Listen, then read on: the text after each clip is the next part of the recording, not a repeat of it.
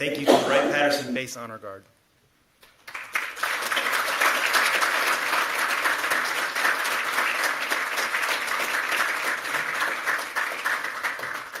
Don't sit yet. Ladies and gentlemen, it is my honor to present to you for the very first time Warren Connell, Lieutenant Colonel, United States Air Force, retired.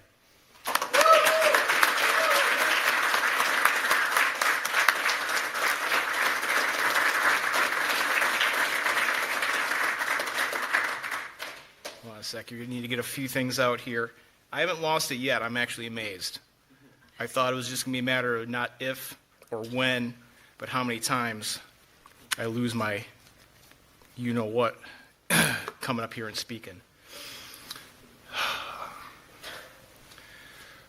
I made it. 28 years. Not bad for a slacker kid from Wisconsin with poor time management skills that was too smart for his own good. Before I get started, I want to thank Jeremy Geiger for putting this together. You know, it's hard for me to ask people to do things for me, but yeah, he was on top of things, keeping things moving forward and stuff like that.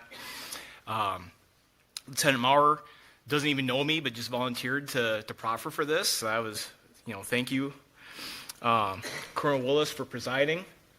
The Honor Guard for coming out. Aaron for photography. Everyone else here, or that made it online, thanks for being here. This really means a lot to me. So if you guys know me, I don't like to talk much about myself, but I hope you indulge me just this one time. So there's a story that Colonel Willis told, right? And this is a story, and it's based on all of the performance reports and the awards and everything else like that, right? The story of my career. But what I want to do is tell you the other side of the story. There's a whole story of everything that happens in between those awards and reports and everything else like that. And this is my Air Force story. So, I've got I'll name a lot of folks through here, a lot of friends and mentors to thank. And I'm sure I missed folks, but for anyone out there on the internet, or up there, just know that, if I ran into you along the way, 28 years is a long time, if I ran into you along the way or interacted with you, chances are you had an impact on me. So starting at the beginning, like why I joined. So I'll be honest with you, it wasn't for any higher purpose or sense of service or anything else like that. There was no family tradition, there was no military base around Eau Claire, Wisconsin, or anything else like that. I was a senior in high school, and I didn't do any college applications or anything else like that, or any scholarship applications. And I was like, shoot, how am I going to pay for college? Hey, the Air Force could hook me up here. And it's also ironic because part of the reason I joined the Air Force was I didn't want to do any paperwork. Yeah, life has a sense of irony here. And I'll never, and I got informed about the whole ACP program was part of the goal from the beginning. It took a little while to get qualified and get there and get to school and everything else like that. I thought I could knock it out in 4 years, but it took a while longer, right? But I'll never forget what my recruiter said, Tech Sergeant Summerdorf. He said, I don't do a hard sell for the Air Force. He said, I think the Air Force sells itself. And he left it at that. And I went back to him and was like, yeah, all right, I want to do this, right? And yeah, because I've never been responsive to like the hard sell or something like that. But yeah, and I really think that like the Air Force sells itself. So, go away to basic training, go away to tech school. My first time away on my own. I'm waking up at 4 in the morning, going to class and stuff like that. I get in trouble for like sleeping in class and leaving me a messy room. I get sentenced to remedial military training, and they do a report card your tech school gives you a report card afterwards once you get to your unit, right? And they say how you did and everything else like that. And my report card said this: average airman. True, yeah.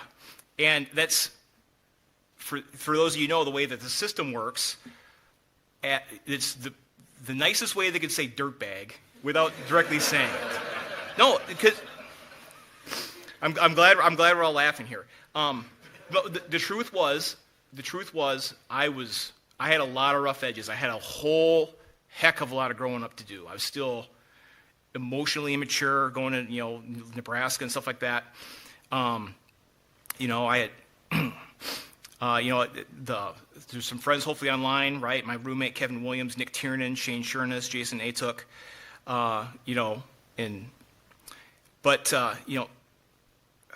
there was a lot messed up. I had a lot growing up to do, and fortunately, and as you'll see here throughout my career, there's a whole lot of mentors and just amazing leaders that I was blessed to work with that I learned from along the way. So Master Sergeant Owens went on to be Chief Owens, my supervisor. More than anyone else, I think, I owe my career to him because he saw the potential, and he saw the potential in me, and I worked my ass off for him, and I started growing up. I started, doing good work and getting reward for it. I worked in the office with Tech Sergeant Toy as well. Chief, he went on to be Chief Toy too. He might be online. Sergeant Caraccio went on to get commissioned. Right, sharpest troop ever.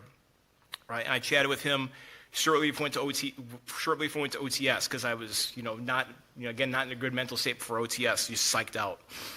So those folks. The airman and the honor guard, right? The good friend Jason Gargan, who I met in the honor guard, we still chat to this day too, and he's doing just amazing things out there too. So then, the next job, right? Air Force Information Warfare Center. I actually, I got my feet wet in cybersecurity there, and I actually did get to see the world. I went to Germany, went to Korea, Hawaii 3 times, New York City.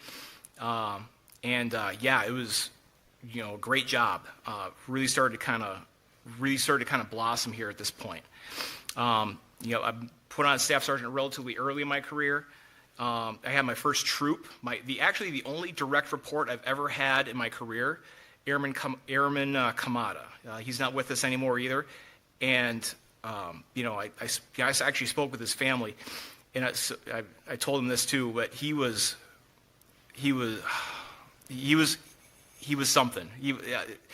I only had one troop, and I had the one that needed the most work. And so I was working my butt off trying to keep him going along. And again, mentors and friends, right? Tech Sergeant America, who kind of told me, hey, this is what you need to do as a supervisor, sort of thing, right? Friends, Kevin Williams, different Kevin Williams.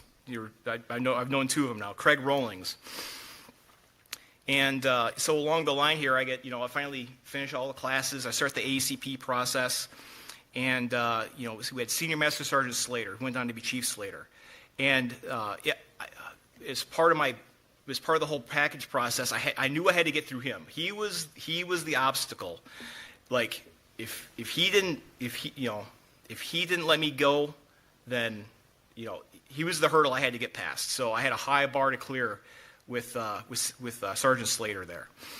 He told me, after winning the first couple Technician of the Quarter awards, he says, all right, I don't want you winning those awards anymore. I want you winning NCO of the Year, NCO of the Quarter, NCO of the Year awards. Because he knew, hey, I'm focusing on the technical things, but what I really need to be doing is all the whole person stuff for NCO.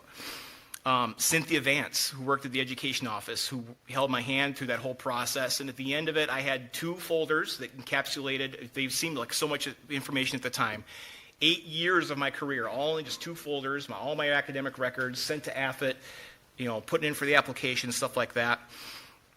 And thank you to Colonel Nichols and Colonel Thompson, who kind of, who went to bat for me and had trust in me and signed off. Said, yeah, you know what? Yeah, we think this guy might be a good officer.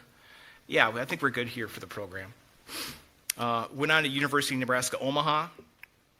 going to school, and I've told everybody this multiple times, getting paid to go to school is the best job in the Air Force, and that's absolutely true.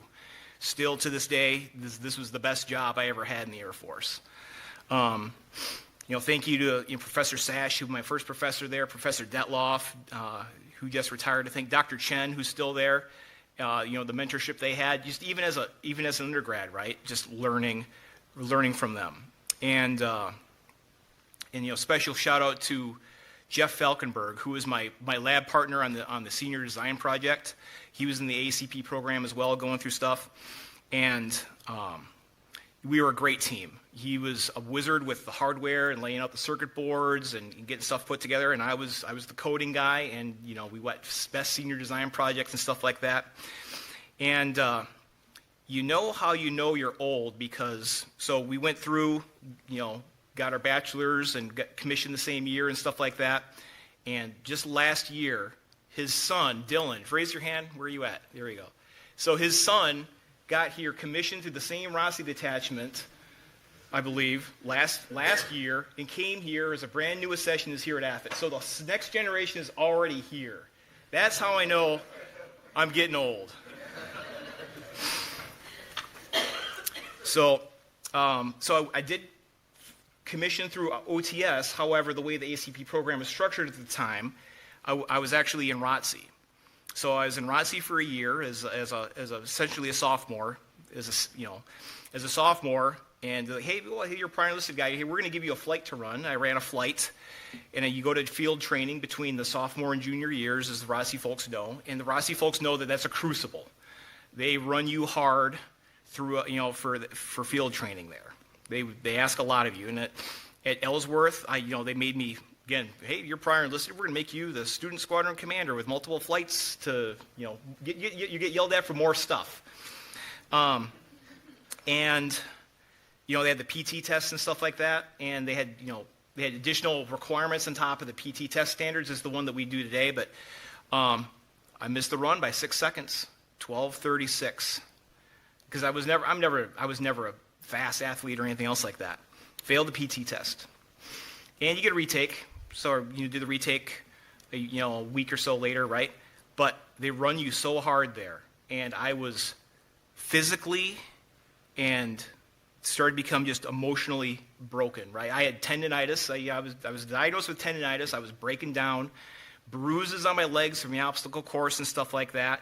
And I totally failed the second test and was removed from training, kicked out of ROTC, sent home. They confiscated my uniforms and everything else like that. It was a low point. Luckily, detachment commander Colonel Worsig, and then the incoming det commander, Colonel Ted Spencer, went to bat for me. The ACP program was changing to where you just were a civilian and you went to OTS at the end. They rolled me into the new version of the program, and so I tell folks that could have been the end right there, or at least I was almost resigned to be like, you know what, that's fine. I can go back to being Sergeant Connell. Maybe go this route or something like that. Still get a bachelor's degree. I don't know. But with the grace of God and a couple colonels, I got another chance. And it's so many second chances I've had. So moving on, OTS, right? A couple years later, finish out. Colonel Spencer's working out with me, taking time to work out with me and make sure that I'm actually, in good physical condition. I'm actually, when I get there in OTS and, 3 months of clean living, I'm actually in the best shape of my life. But, again, the mental stuff, the mental things there, I literally did not sleep the first night. And the second day, you're getting there and you're fresh start and you're getting yelled at the whole time. And the next day I wanted to quit. I was gonna SIE, like, you know what? Nope, this is not for me. I was gonna quit. I was just waiting for the right opportunity to quit. And Student Squadron Commander Major Miller comes and does a presentation, and he is all fired up. And I kind of realized that, you know what? In OTS, OTS is not set up for you to fail. most folks do make it through. It's a grind, but most folks do make it through. The only way to really fail is to like do something heinous, like commit a crime or something like that. Well, okay, I can do that, right? So it was still hard all the way through. It never got easier, but it got better. I failed a couple leadership exercises, the team obstacle course thing, pass them on the retakes. My flight commander, after witnessing one of them, showed me he's like, so here's what happened, right? Have you ever heard of Leroy Jenkins? And I'm like, yes, sir. I'm aware. Like, yes, the way I ran my team on that obstacle was like Leroy Jenkins, and just calm down a little bit, think it through, execute, keep things under control, and don't let things get out of your control. And I made it through. So I finally did it. Graduated OTS. Probably one of the greatest days in my career up to that point in the Air Force. I'd reached the mountaintop, right? Reached the pinnacle. So, but now what? So I get assigned here to NASIC, and let's see here. Made a lot of friends at NASIC from the CGOs. Brianne Morris, Angela Perez-Castle. I chatted with, PC. I chatted with her last year, and she had retired a few years ago too, right? And she said, when it came to the whole decision to retire, right? She was like, it was the right decision. She was like the best decision, but she said the hardest thing was getting the courage to push the button. And because I was kind of still on the fence about this point last year, right? So it took some thinking to kind of finally commit to pushing the button there.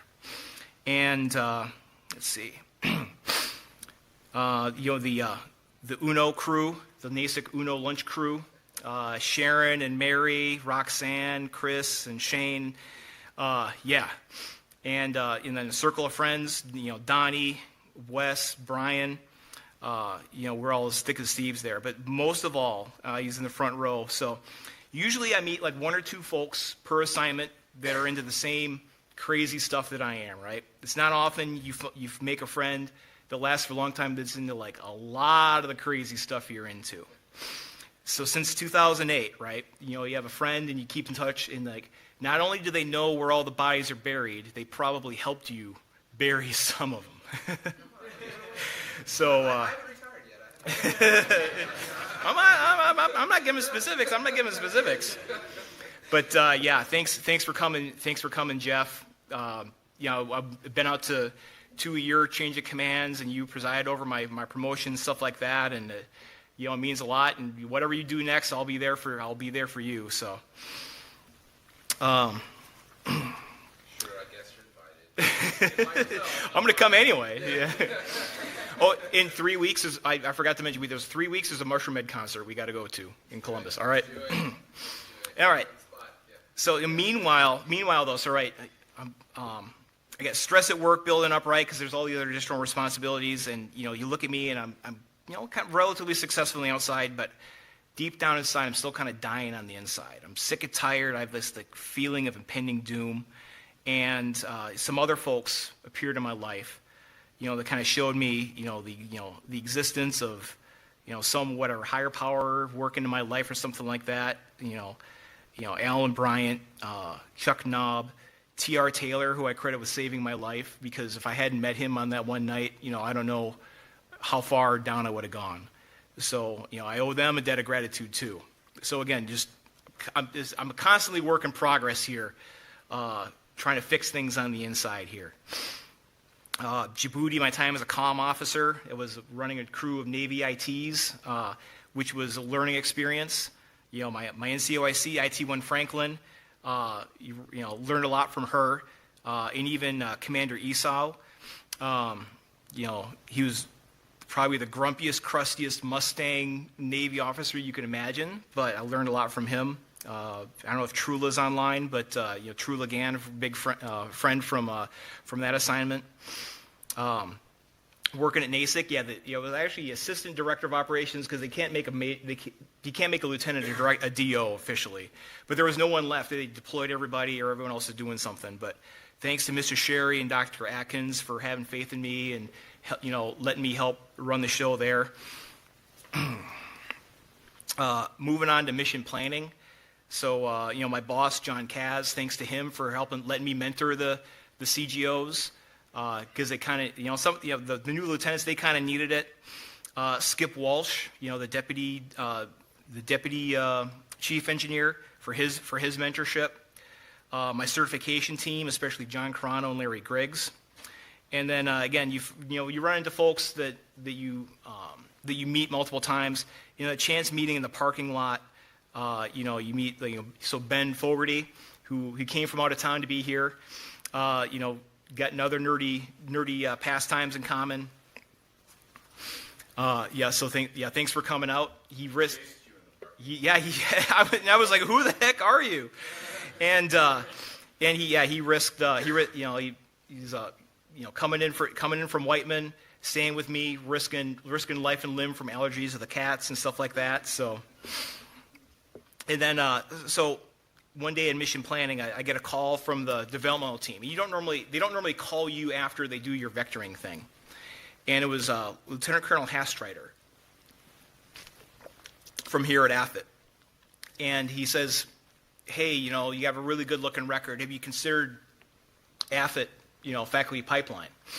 And to be honest, I really hadn't. I did a non-thesis master's. I was not like a real academic.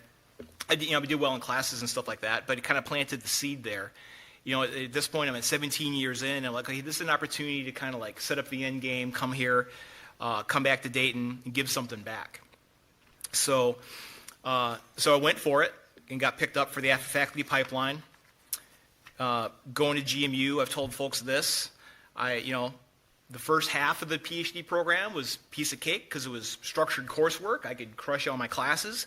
But then once it got into unstructured coursework, right, where you got to do research and kind of work on your own and be a self-starter, I wasn't really great at that still. And Dr. Albanese, thanks. He had a lot of patience with me. Dr. Jajodia, the center chief, but really I think more than anyone else here, Dr. Danny Minash. I finally met someone who I actually had a good working relationship with, and we would like exchange emails at all hours, doing calculations and hammering out papers and stuff like that. And if it wasn't for him, I don't know if I would have succeeded at the PhD. So the plan was I was supposed to come here, right? And then again, sometimes the Air Force has a different change of plans. I still don't know what exactly happened with who's and what billet, Dr. G, but there wasn't a spot for me, so they said, all right, well, we're just going to put you, we're going to keep you in the area and find something else for you to do for 3 years before you come here. So didn't come to AFIT right away. You did the F-35 JPO. And I think the OT team that I was on for that year was like the best team I'd ever been on. Because there was 4 of us, right? Espo, Luke Esposito, Juggy Banks, Wiz Winnell, and we were 100% focused on getting all the prep ready for that major briefing, not congressional, but SAF AQ briefing and stuff like that. Our Lockheed counterpart, Hans Gant, another retired colonel, great to work with. Colonel Stinger Peary gave the brief, but we put all the work into it. And then overnight, we complete that milestone, and our work doubled overnight. Because not only do we need to, all right, now we need to execute these tests and shepherd those through, but we also had to do follow-on OT planning, which we had been ignoring for the last couple of years. So we're behind the 8 ball there. And Hatrick Ono comes on the team. And, kind of work for him and Bam Bam Weiss, the test director. Yep, Jeff knows him. Yep. And then there I kind of grow into my own as, I'm kind of doing the OT stuff and then also become the cyber test lead. And so executing those cyber tests, they don't execute themselves. There needs to be a lot of planning and herding of cats required to make that happen, right? And so we got some Det 6 folks here online. Coin and Echo, and I think Thor's online too, and Petal might be online, but getting those tests put together and stuff like that, very challenging time because at the same time as I'm stuck in the middle between multiple stakeholders, Director of Operational Testing and Evaluation, Lockheed Martin, my program office, the various different test units and stuff like that. Now, I all want something different, and no one wants the same thing. I'm trying to get everyone to kind of move forward and agree on something. And oh, by the way, it's 2020, so COVID's happening. And so we're doing this all remote and trying to make this all happen. But we pulled it off. I didn't get to see the end of it, but I understand that the groundwork I laid got us through, right? Right, guys? We get it? I hope we did. So I come here at AFIT, and this was a rough transition, right? Because it's during COVID, and I was just chatting, right? Like Jeremy got here the same time as I did, and Paul got here the same time as I did, but I didn't know you guys. It was real hard getting integrated with the whole work from home thing, because it's not how I kind of operate, right? I tend to, go visit people's desks and chat with them to kind of work like that, but it's, my program chair, Amy Cox. I'm not going to insult you by saying, like an older sister, like an older sister, right? The cool older sister that shows you the ropes, maybe buys you a beer or something like that, right? A lot of thanks to you for working with you, and then yes. I know you're gonna kick butt, and it was a pleasure working with you, Amy. The deputies, John Stubbs, learned a lot from him. And then the previous deputy, also Justin Deloret. And then how I became deputy. So it was really just proximity, because I was sitting in the front office, and I was the only poor son of a gun that didn't say no.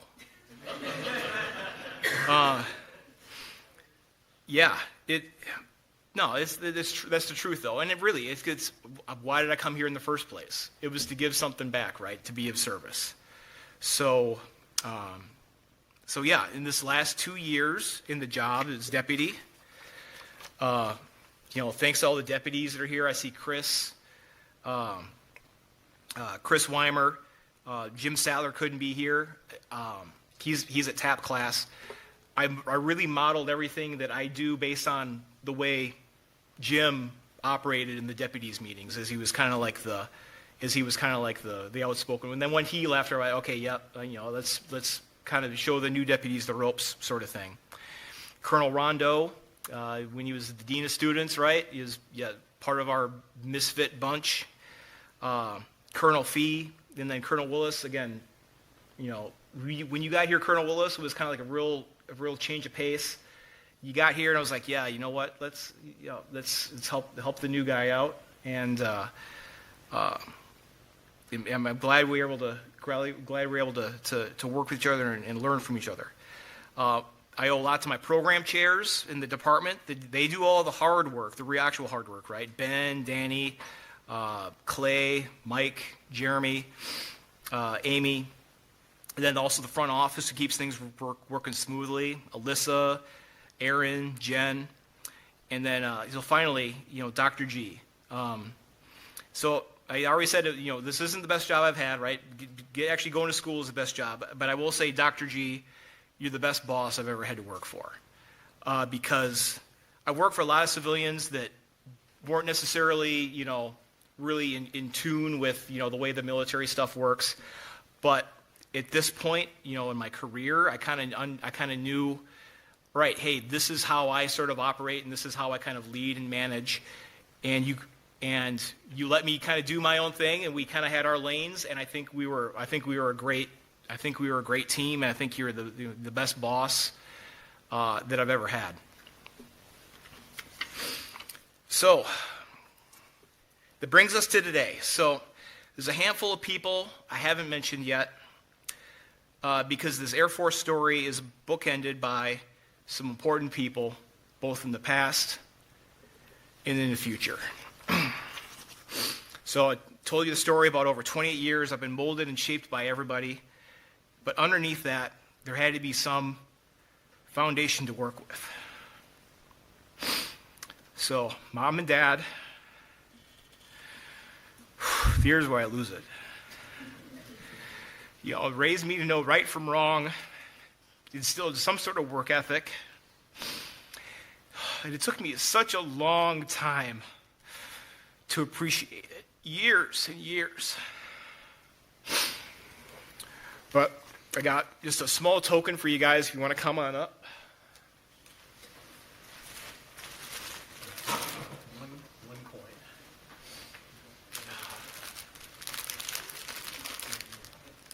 I got one in my pocket. Yeah.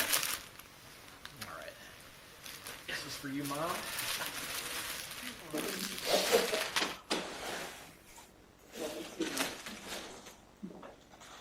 I didn't use my hanky there.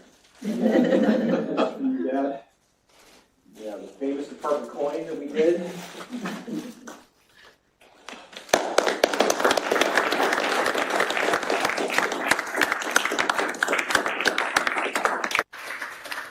And then one more thing here. And I lost the card. I lost the card, so I got to ad lib. So, or is this the card? No, this is the card. Okay. So I also mentioned my career, my life has been defined by these twists and turns along the way, right? You set out and you think this is going to be the path, and it is the path. But the way you take to get there has a lot of twists and turns and dead ends and turnarounds and whatever. But along the way, I met Tisa, and I think I finally found happiness in a true partnership. So come on up, Tisa.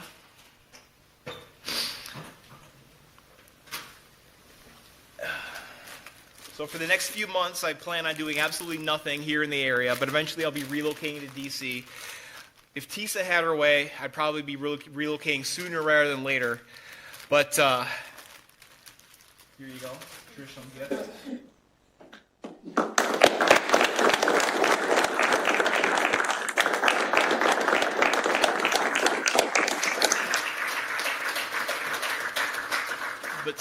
But sometime here in a few months here, we're going to start a new adventure, and I don't know what's going to happen. But Tisa, what are we going to? What's going to happen? What's the word? Have fun. Let's find out together. All right. That's all I got. Again, thanks for everybody for being here. I didn't really crack a whole lot. That's all right. But let's get out of here. After party, receiving line, after party, King's table, all that good stuff.